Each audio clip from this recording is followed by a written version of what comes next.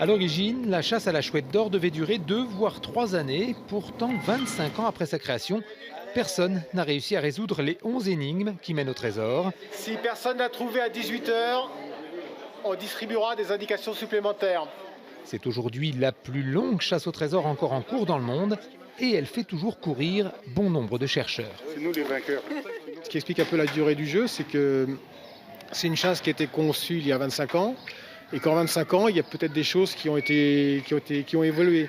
Par exemple, les noms des communes, les communes qui ont fusionné, qui sont séparées, ou des progrès scientifiques qui ont été réalisés, ce qui fait que les valeurs qui étaient connues, communément admises il y a 25 ans ne le sont plus aujourd'hui.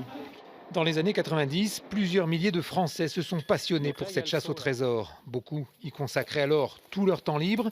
Aujourd'hui, la frénésie est retombée, mais tous n'ont pas abandonné leur espoir de découvrir la chouette. Malgré les moments de doute, les fausses pistes et les certitudes ébranlées, ils veulent toujours y croire. Ça fait toujours partie d'un rêve, c'est un peu comme jouer au loto. On participe, on espère bien un jour gagner, on espère bien être le gagnant, mais c'est plus pour le fun de pouvoir y participer. Si on est le gagnant, ça serait chouette. Les trésors, ça fait rêver. Bon, donc on espère malgré tout avoir le trésor. Mais c'est presque secondaire. On fait plein de découvertes, de lieux, de personnes.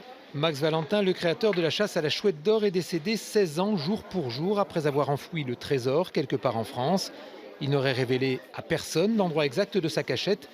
Une cachette que les chouetteurs rêvent de découvrir autant qu'ils le redoutent, car en réalité, aucun n'est vraiment pressé de voir finir cette quête du Graal des temps modernes.